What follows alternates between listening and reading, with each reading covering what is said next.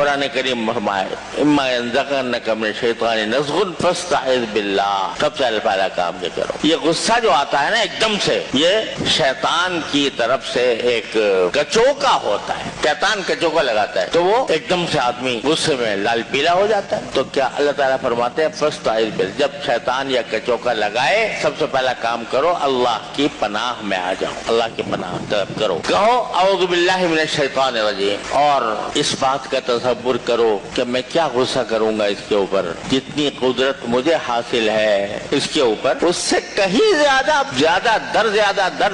قدرت میرے پروردگار کو مجھ پر حاصل، وہ اگر غصہ کرنے لگے تو ہمارا کیا ٹھکانہ ہو۔ اسی کو فرمایا نبی کریم صلی اللہ علیہ وسلم نے، غلام کو مار رہے ہیں ایک صاحب اور غلام کی پٹائی کر رہے ہیں، سرکار دو عالم صلی اللہ علیہ وسلم دیکھتے ہیں تو فرماتے ہیں للہ اقدر علیک، یاد رکھو جتنی قدرت تمہیں اس غلام پر حاصل ہے، جتنا قابو تمہیں اس غلام پر حاصل ہے، اس سے زیادہ قدرت اور قابو اللہ کو ہے تمہارے اوپر۔ اس قدرت کے باوجود اللہ تبارک و تعالیٰ تمہیں کوئی عذاب میں مبتلا نہیں کر رہے، تمہیں رزق دے رہے ہیں، تمہیں کھانا دے رہے ہیں، تمہاری ضروریات پوری کر رہے ہیں، تمہاری پرورش کر رہے ہیں۔ تو اللہ کے بندے، ایک بندے کے اوپر اگر غصہ آ رہا ہے تو اس کو روکو، ختم کرو اس کو۔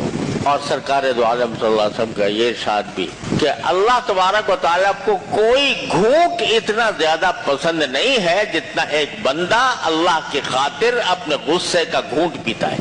اب بولو بھائی، اگر اس غصے پہ عمل کرو گے، غصے پر عمل کرو گے تو شیطان خوش ہوگا، اور اگر اس غصے کو روکو گے تو اللہ خوش ہوگا۔ وہ گھونٹ اگر پی لیا غصے کا تو اللہ جل جلالہ فرماتے ہیں کہ ہمیں تیرا یہ گھونٹ سب سے زیادہ پسند ہے، تو چاہے زمزم پیے چاہے کوئی اور پانی پیے، اس کا گھونٹ، اس سے گھونٹ سے زیادہ مجھے پسند ہے اس بات کا کہ تو غصے کا گھونٹ پی لے۔ تو مگر کیسے پیے گا؟ صبر کی ضرورت ہے کہ اپنے نفس کو، دل چاہ رہا ہے کہ میں دوسرے کا منہ توڑ دوں، دوسرے کے اوپر ہاتھ اٹھا دوں، دوسرے کے اوپر کو برا بھلا کہہ دوں، جتنا برا بھلا کہہ سکتا ہوں کہہ دوں، مگر باغ ڈال کر روک لیا اس کو، اس سرکش گھوڑے کو باغ ڈال کر روک لیا۔ یہ صبر، اور اسی صبر کے ذریعے پھر جنت کے وعدے۔ سرکار دو عالم صلی اللہ علیہ وسلم فرماتے ہیں کہ میں اس شخص کے لیے جنت کے بیچوں بیچ محل دلوانے کا ضامن ہوں، ذمہ دار ہوں، جنت کے بیچوں بیچ محل دلوانے کی ذمہ داری لیتا ہوں۔ سرکار دو عالم صلی اللہ علیہ وسلم فرما رہے ہیں، کس کے لیے؟ جو حق پر ہونے کے باوجود جھگڑا چھوڑ دے، حق پر ہے اور اس حق کو اپنے وصول کر سکتا ہے لڑائی جھگڑا کر کے، مقدمہ بازی کر کے، اور جس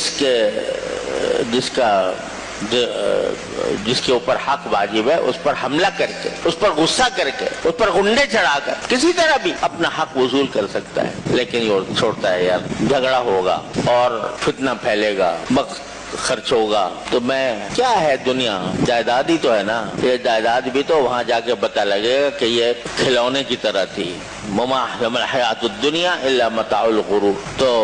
اس خیال سے چھوڑ دیتا ہے، یہ جھگڑا چھوڑو، دستبردار ہو جاتا، اچھا بھائی تم ہی لے جاؤ۔ تو کیا فرمایا سرکار دو عالم صلی اللہ علیہ وسلم فرماتے ہیں کہ میں اس شخص کے لیے جنت کے بیچوں بیچ محل دلوانے کا ضامن ہوں، ذمہ دار ہوں، جنت کے بیچوں بیچ محل دلوانے کی ذمہ داری لیتا ہوں۔ سرکار دو عالم صلی اللہ علیہ وسلم فرما رہے ہیں، کس کے لیے؟ جو حق پر ہونے کے باوجود جھگڑا چھوڑ دے۔